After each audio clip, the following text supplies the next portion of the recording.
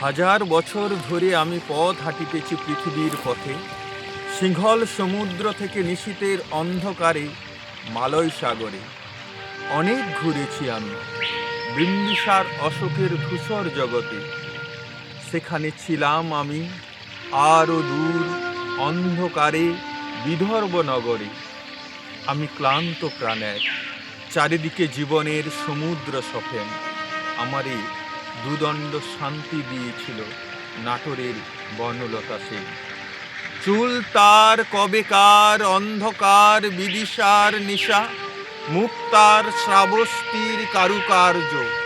অতিদূর সমুদ্রের পর হাল ভেঙে যে নাবিক হারায়েছে দিশা, সবুজ ঘাসের দেশ যখন সে চোখে দেখে দারুচিনি দ্বীপের ভিতর, তেমনি দেখেছি তারে। বলেছে সে, এতদিন কোথায় ছিলেন? পাখির নীড়ের মতো চোখ তুলে নাটোরের বনলতা সেন। সমস্ত দিনের শেষে শিশিরের শব্দের মতন সন্ধ্যা নেমে আসে।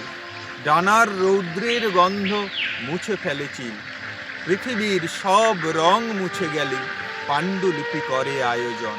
তখন গল্পের তরে জোনাকির রঙে ঝিলমিল, সব পাখি ঘরে আসে, সব নদী ফুরায় এ জীবনের সব লেনদেন। থাকে শুধু অন্ধকার মুখোমুখি বসিবার বনলতা সেন।